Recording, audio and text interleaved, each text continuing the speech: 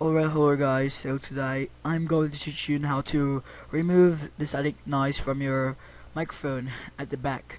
That's pretty annoying and pretty weird.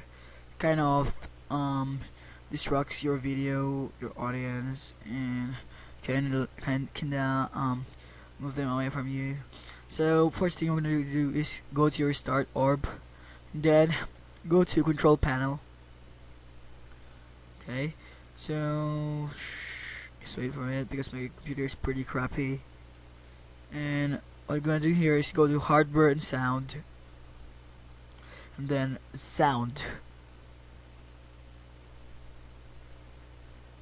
Once you're hearing the sound, go to the recording tab, and then pick the microphone you're using. So this is the microphone I'm using. So double click that one.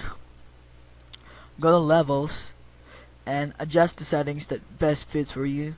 So if I go, put this to 100, it has a lot of static noise from the back and irritating loud sound. So when I go back to 48. So adjust the best settings that fits for you. So if you're gonna go boost this one on 100 and put a microphone boost to 0, sounds pretty good, but it has static background noise. So when I return that to 10 decibels boost and 49 volume of the microphone.